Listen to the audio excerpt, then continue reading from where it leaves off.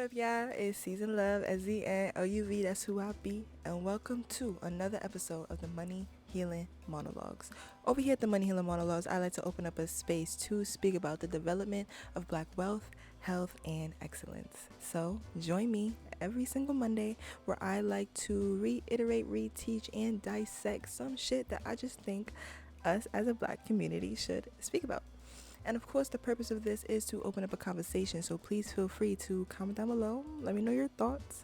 If you agree with me, you disagree with me, if I ruffled some feathers, whatever the case may be, comment down below and let me know. So this week on episode 25 of the Money Healing Monologues, I am going to be speaking about hatred for women. No need to look up a definition for this one because it's pretty self-explanatory.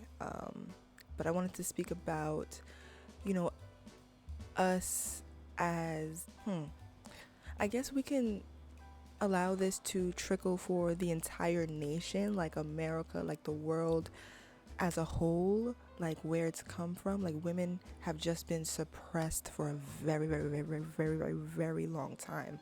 So I think to specify it a little bit more for our community, the Black community, I said that men have hated women since the dawn of time. Like, truthfully, and for men, for Black men specifically, they've been beaten and conditioned to hate their own women through slavery and overall oppression.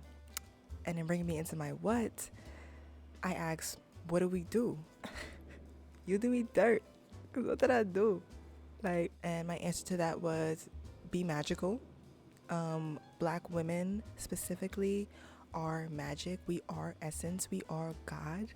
You feel me? We are very much a part of creation. We have the ability to literally create things and push them out of our pussy. It takes a lot of power and resilience to be a woman, and in my opinion, throughout centuries and centuries, men have just, I want to say, grown a lot of jealousy and hatred toward their fellow counterpart women.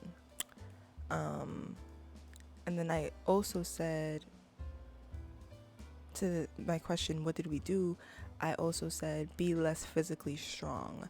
I feel like a lot of the reason why women were suppressed in the first fucking place was just because men are physically stronger than us.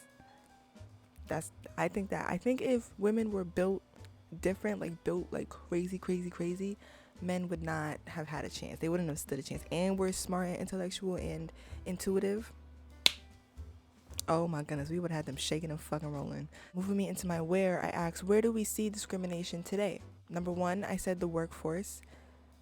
That's already self-explanatory. We can see thus far in, our capitalistic society, women have always been the lesser group, or the group that gets less pay and less, treatment overall. You know what I'm saying?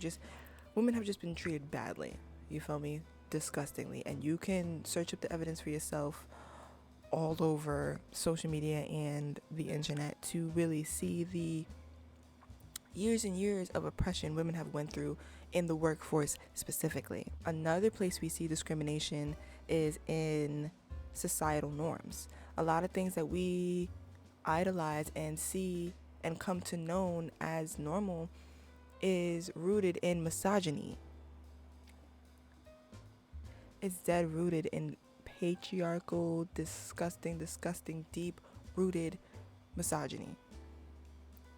And I think when we all accept that fact, we can really start the journey of really getting to the nitty-gritty of overturning this patriarchal, misogynistic, capitalistic society. For my when, I asked, when does this become unsafe and problematic for women? And I said, when we start painting us as lesser than human, belittling and taking away our worth. So a lot of this misogyny very much leads to this deep deep hatred and envious energy that people have towards women unintentionally. You feel me? Especially black women specifically, you know what I'm saying? And we don't even want to get into the depths of colorism, because that's another topic that I can make a whole entire another video about. However, black women in general, we see it become unsafe and problematic once we start dehumanizing black women as a group through misogyny. Misogyny in the workforce, misogyny in the societal norms that we have, and we can already write down an entire list of the black women stereotypes and tropes that, you know, people have of us already. And a lot of people don't understand that even if it's just on social media, even if it was just a little jokey joke, a lot of it really goes towards the demise of how we paint the black woman. You know what I'm saying? And when painting something in a bad light, it causes people to judge intentionally or unintentionally, conscious or not conscious. You feel me? A lot of these things that we joke about become normal. And once things become normal, it's really difficult to get other people to see otherwise of that said thing that we're, you know, deeming as normal. So for example, we can go back to, you know, the Vine days. You remember that app Vine? You feel me? And not only that, just like even today, of people dressing up and mocking black women. I've personally never found that funny at all. You know, the men that put on wigs, and, you know, they're not trans or anything like that. They specifically put it on to mock black women. And it's just really belittling. It's really belittling. It really strips away the black woman's worth and allows people to paint a terrible picture of us. And it's just not, it can't happen. That's when it becomes unsafe. That's when it becomes really, really, really fucking problematic for the growth of our community. And then moving me into my why, I asked, why should we speak about this? Of course. And I said, because misogyny is a sickness. Point blank, period. Misogyny is a fucking sickness. And in my opinion, we have all been conditioned to be misogynistic in some type of way. And if right now in this present moment you haven't been, and you aren't taking the necessary steps in order to heal those parts of your psyche and your brain, then you're a part of the issue. Facts. And I'm going to leave that right there. If you want to argue about it, if you want to talk about it, comment down below and let me know your thoughts. Facts.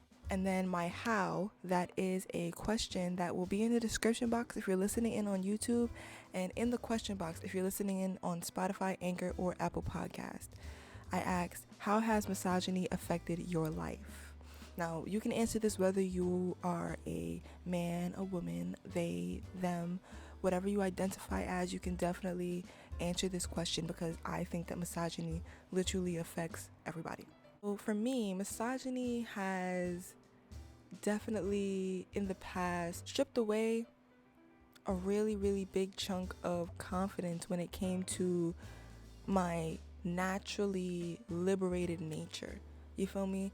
I think that ever since I was young, I've just always been, you know, really free formed. Like, I just loved everything, everyone. Like, I was really smiley and bubbly and, you know, out there, out the box, you feel me? But then when I say misogyny hit, and in this case, it would be misogyny through other vessels, like misogyny through my mother, misogyny through people that would fuck with me at school, like, you know, all of these different perceptions that were rooted in the male gaze and in this patriarchal society that were projected onto me, that made me feel as if my natural feelings of just liberation and sexy, honestly, and just the feeling of freedom that always embodied my heart, there was so much fear, doubt, and shame projected onto me because of other people's perception of me.